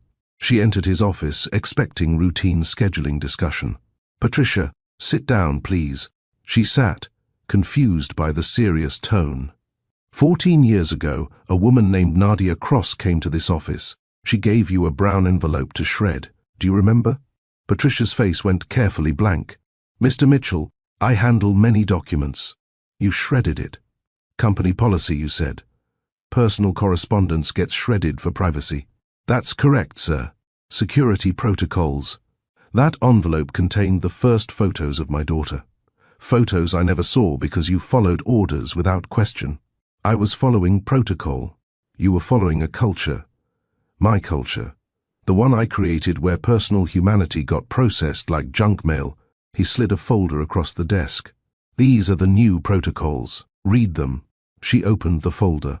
New company policies about family situations, communication standards, moments, that require human judgment instead of automatic corporate response. Going forward, if someone comes to this office with personal information, you pause. You ask. You treat them like humans, not security risks. Understood? Yes, sir. I'm not firing you, Patricia. You did what you were trained to do. But the training was wrong, and that's on me. So we're both learning better. She nodded, relieved and chastened. I'll review these thoroughly. After she left, Grayson sat at his desk, looking at the space where the brown envelope had been shredded 14 years ago. The shredder was gone now, replaced with a secure filing system that required human review before disposal. Small changes. But changes that acknowledged the cost of efficiency without humanity. 2 weeks after the press conference, Nadia invited Grayson to dinner at her apartment. Not therapy, not an update meeting, actual dinner. Alana knew and had cautiously approved, though she'd chosen to eat at Mina's house instead. Baby steps, she'd told her mother. I'm not ready to watch you two be weird together. Grayson arrived with flowers, Simple daisies, not expensive roses. Learning the difference between grand gestures and thoughtful ones. She's getting better, Nadia said, accepting the flowers. Still angry sometimes, but she's talking to Dr. Park individually now. Processing. That's good. That's healthy. They moved through dinner conversation carefully. Small talk about work, Alana's latest project, the media attention finally dying down. Comfortable but tentative, like walking across a new bridge, testing its capacity. After dinner, washing dishes side by side, Nadia spoke quietly. You've surprised me. How so? You stayed, through the tabloids, through Alana's anger, through my panic. You actually stayed. I told you I would. People tell me lots of things. You're the first one in a long time who meant it. She turned to face him, dish towel still in her hands. They stood close in her small kitchen, closer than professional distance, closer than Kyo parent courtesy. Nadia, don't apologize, don't explain. Just, if you're going to kiss me, do it because you want to, not because you think you should. He moved slowly, giving her time to change her mind, to step back, to maintain the boundaries they'd carefully constructed. But she didn't move. She waited, choosing him this time instead of defaulting to circumstance. The kiss was grateful, not performative, gentle, not desperate. A beginning, not an ending. When they pulled apart, she smiled, small but real. That was better than Atlanta. We're better than we were in Atlanta, are we? Or are we just older and scared of different things? Maybe both. But I'd rather be scared with you than alone in my penthouse pretending I'm not. She kissed him again, longer this time. Then stepped back, practical even in the middle of hope. This doesn't fix everything. I know. Alana comes first. Always. I wouldn't want it any other way. And if you hurt her again, you'll make sure I never forget it. I know. I'm counting on it. They finished the dishes together, moving around each other like people learning a new dance. Outside, Chicago hummed with evening traffic. Inside, two people who'd built walls for 14 years started building something else. Something that might eventually look like a bridge strong enough to hold the weight of a family. 6 months after the press conference, life settled into a rhythm that looked almost normal from the outside. Almost. Tuesday mornings, Grayson's alarm rang at 6 a.m., not for board meetings or site inspections, but for lunch duty. He'd arrive at Nadia's apartment by 6:30, let himself in with the key she'd given. Him last month, a gesture of trust that felt heavier than any contract he'd ever signed. In her kitchen, he'd pack Alana's lunch. Turkey sandwich, apple slices, the granola bars she liked, but Nadia always forgot to buy. He'd learned her preferences through trial and error. No mustard, extra lettuce. Bread cut diagonally, because triangles taste better than rectangles. Nadia would emerge from her bedroom, hair still wet from the shower, and find him arranging fruit in precise geometric patterns. You're doing it again, she'd say. Doing what? Engineering her lunch. It's a sandwich, not a suspension bridge. Presentation matters. You're hopeless. But she'd smile, kiss his cheek, steal a grape from his geometric arrangement. Small intimacies that had taken months to build, each one a brick in the structure they were creating. Alana would come out last, always rushing, always forgetting something. She'd accepted Grayson's presence in stages, first tolerating, then acknowledging, now occasionally seeking out. She didn't call him Dad. I wasn't ready for that. But she'd stopped flinching when he entered the room. Morning, she'd mumble, grabbing the lunch bag. Morning. You have your robotics presentation today, right? Yeah. 4th period. Good luck. You're going to do great. She'd pause at the door, not quite looking at him. Thanks, for lunch, and whatever. Whatever meant more than the word suggested. It meant progress. Tuesday afternoons were pick-up duty. Grayson would leave work at 3, actually leave, not just say he was leaving while staying for one more call. His executive team had adjusted. The world didn't end when he prioritized differently. He'd wait outside Westfield Middle School with the other parents, no longer the spectacle he'd been in the early weeks. The stares had faded. Alana's classmates had moved on to newer gossip. They were just another family now, complicated but functioning. Alana would emerge with Mina, both carrying project boards or robot parts or whatever STEM chaos they'd created that day. She'd spot his car and her face would do something complicated, not quite a smile, but not the blank mask from early months either. "Mina's coming over to work on the tensile strength project," she'd announce, not ask. "Okay, pizza for dinner? Can we get the one with the olives Mom hates?" "Absolutely." In the rearview mirror, he'd catch her almost smile. These tiny victories felt larger than any engineering award. 3 months ago, there was a meteor shower. Nadia had mentioned wanting to watch the Perseids, but her apartment building's roof access was locked. Grayson had called the landlord, negotiated access, set up blankets and thermoses of hot chocolate. They'd lain on the roof, Nadia, Alana, Grayson, watching stars streak across Chicago's light-polluted sky. Alana had brought her telescope, explaining orbital mechanics and entry velocities with the easy brilliance that still amazed him. "That one," she'd pointed. "Did you see it?" "Missed it," Grayson admitted. "You have to watch the whole sky, not just one part. Meteors don't follow patterns." Good advice for more than just stargazing. She'd looked at him then. Really looked. "Are you always going to turn everything into a life lesson?" "Probably." "Occupational hazard. Mom does that too, with science." "You're both weird." "We know," Nadia had said. "We're counting on you to balance us out." Too late. "I'm already weird." "It's genetic." The word, genetic, had hung in the cold air. The first time she'd acknowledged their biological connection without anger. A meteor had streaked overhead, perfectly timed, like the universe was underlining the moment. Last week, the printer incident. Alana's printer, the one she'd saved for over a year to buy, had stopped working mid-project. She'd been near tears, frustrated beyond her ability to fix it. Grayson had asked if he could look at it. She hesitated, then nodded. They'd spent 2 hours at her desk, taking apart the print head, diagnosing a clogged nozzle, fixing what seemed unfixable. "How did you know to check there?" she'd asked. "Engineering fundamentals. When something stops flowing, check the narrowest point first." "That's actually smart. Sometimes I have good ideas." "Sometimes," she'd conceded. Then, quieter, "Thanks for fixing it. I was going to have to start my whole project over. What are you building?" She'd shown him then, her plans for a modular bridge design that could adapt to different terrains.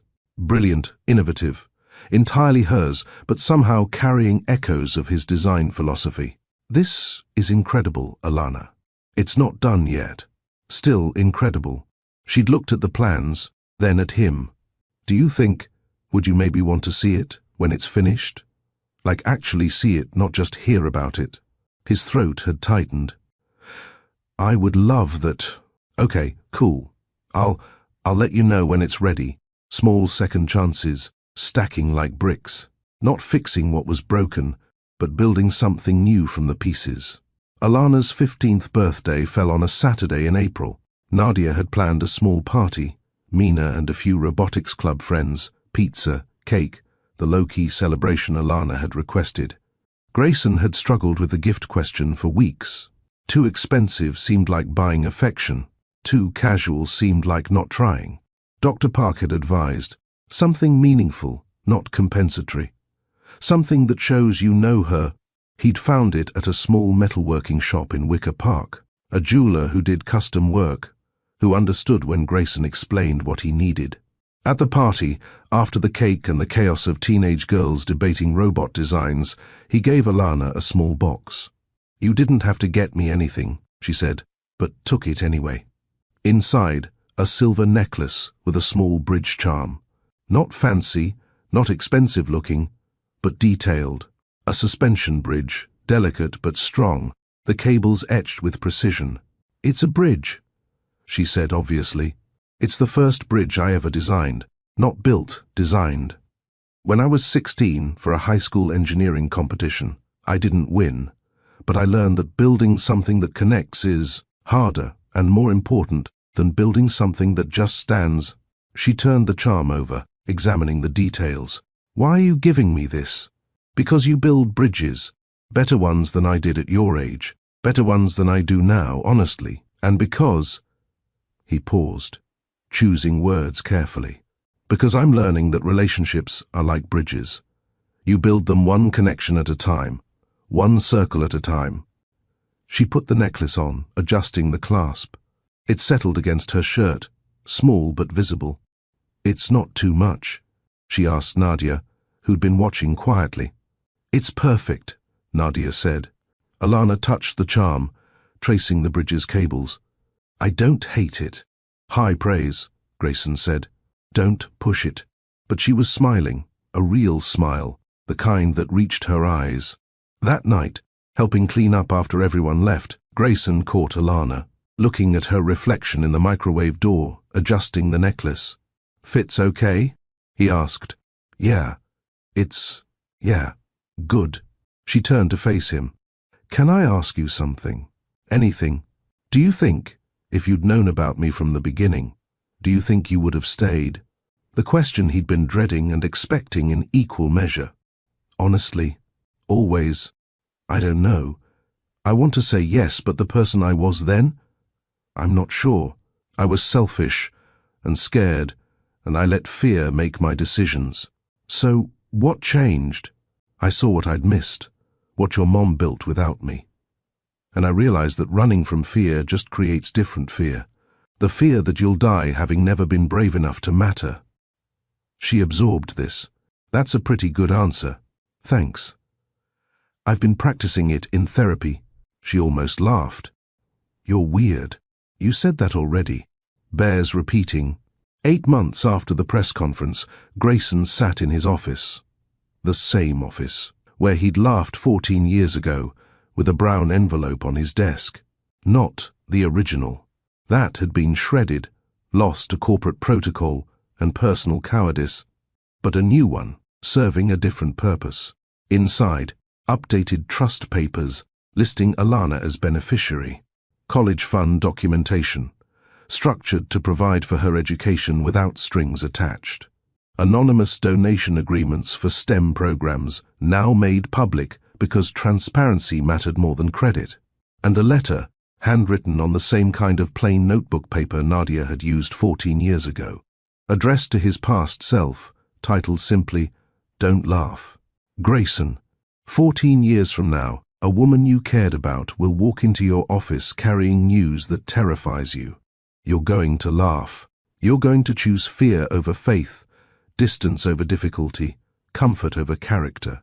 I can't stop you from making that choice, but I can tell you what it costs. It costs you a daughter's first words, first steps, first everything. It costs you the chance to know someone extraordinary from the beginning. It costs you 14 years of learning that love isn't something that happens. To you, it's something you build deliberately, one choice at a time. But here's what you gain if you choose differently.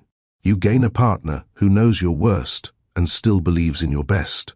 You gain a daughter who teaches you that brilliance doesn't require your presence from birth, but benefits from your presence now. You gain the knowledge that bridges aren't just structures. They're metaphors for everything that matters. Connection, courage, the willingness to span gaps you didn't create but can help cross. So don't laugh. Don't dismiss it. Don't let fear masquerade as wisdom. Listen, believe, show up. The bridge you build by staying is worth more than every bridge you'll design by running. Future you, still learning, still trying, still grateful for second chances. He folded the letter, placed it in the envelope with the other documents. Patricia knocked, entered with her usual efficiency. "Mr. Mitchell?" "The documents you requested." She set another folder on his desk. "Transfer papers for the Community STEM initiative. 6 centers are now operating, with plans for 4 more next year. Thank you, Patricia." She hesitated. "Sir, if I may, the change in company culture these past months, the family policies, the transparency initiatives, the focus on people over process, it's made a difference. Morale is higher, retention is up, people feel valued. Good, that's the point. I just wanted you to know, what you're building here, it matters." After she left, he stood at the window. Chicago stretched below, all steel and glass and connection. His bridges dotted the skyline, monuments to engineering that would outlast him. But the bridge that mattered most wouldn't appear on any skyline. It was smaller, more personal, built from apologies and small gestures, and the daily choice to show up. 6 weeks later, Grayson's office again. But this time, not alone. Alana had asked to see where he worked. Not demanded, not obliged by therapy homework, asked. So Nadia and Alana stood at the same window where he'd watched Nadia leave 14 years ago. "That's the Baker Street Bridge," Alana said, pointing. "Your design. The one I studied in class before I knew you. Our design," he corrected. "I had a team. Engineering is always collaborative. Is that true, or are you just being modest? 70% true, 30% modest." She smiled. Honest. "I appreciate that." Nadia stood slightly apart, watching them interact. The dynamic had shifted over months, less stilted, more natural. They weren't where they needed to be yet, but they were building toward it.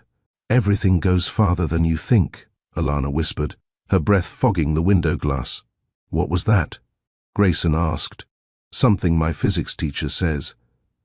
Every action has cascading effects. Like, you build one bridge, and it changes traffic patterns, and that changes where people shop, and that changes neighborhoods. Everything goes farther than you think. Your physics teacher is smart. She's okay. Not as good as Mom for science, but okay." Nadia laughed. "I'll take that bias." Alana turned from the window. "Can I ask you both something?" "Always," they said together, then smiled at the synchronization. Are you two actually together, like dating? Or is this just co-parenting?" The question they'd been avoiding addressing directly with her, Nadia looked at Grayson. He looked back, waiting for her lead. "We're figuring it out," Nadia said, taking it slow, making sure we're doing this for the right reasons. "What are the right reasons?" "That we actually want to be together, not just that it's convenient for you." "And do you want to be together?" Grayson answered. "Yes, but slowly. Building a foundation that lasts instead of rushing into something that collapses. Very engineering of you," Alana said dryly. "But okay. I guess that makes sense." She paused. "For the record, I don't hate the idea of you two being together. It's weird, but not bad weird." "High praise," Nadia said, echoing Grayson's earlier words. "I'm a tough critic." 3 silhouettes at the window. Father, mother, daughter. Not a perfect family, not a traditional structure, but real. Built from failure and forgiveness, from small choices compounding into something that might eventually look like grace. The city lights reflected in the glass, making it hard to tell where they ended and Chicago began. Everything connected. Everything affects everything else. Everything is going farther than you think. If this story moved you, please like, share, and drop the lesson you took in the comments. And subscribe to Mr. Steele Rich Stories. Help us reach 1,000 so we can keep building stories that build people. In 5 words or less. What's the lesson? The office lights dimmed behind them. Outside, the Baker Street Bridge glowed with evening traffic, each car crossing. A structure Grayson had designed before he understood what bridges really meant. Alana leaned against the window, her bridge charm catching the last light. "Do you think people can really change? Like, fundamentally?" Grayson considered the question. "I think people can choose to be better than their worst moments. Not perfect, just better, consistently better, until better becomes who they are. That's hopeful. Is hope a bad thing? No, just unexpected. From you, I mean. You seem like someone who'd trust math over hope. I used to be. But hope is just another kind of engineering. Building something that doesn't exist yet but could, if you're willing to do the work." Nadia joined them at the window, completing the triangle. "We should get going. School night." 5 more minutes? Alana asked. They gave her 5 more minutes. 5 more minutes of looking at bridges and city lights and the distance between who they'd been and who they were becoming. The laugh that had cost Grayson his daughter had also, eventually, taught him what mattered. Not success measured in skylines, but connection measured in small moments. Not grand gestures, but daily choices. Not perfection, but presence. 14 years ago, he'd failed the most important test of his life. Today, he was passing smaller tests. Daily quizzes on showing up, being honest, choosing relationships over reputation. Tomorrow, there will be more tests. More chances to fail or succeed. More bridges to build, one connection at a time. But tonight, 3 silhouettes stood at a window, looking at the city they'd all built differently and together. And it was enough. The girl with his eyes, her mother's strength, and her own brilliant mind touched the bridge charm at her neck and smiled. Not forgiveness yet. Not completely. But the beginning of something that might eventually become it. Outside, Chicago hummed with 1,000,000 connections being made and broken and rebuilt. Inside, a family did the same. One small choice, one Tuesday morning, one meteor shower, one honest answer at a time. Building a bridge strong enough to hold the weight of the past and the possibility of the future. One circle at a time.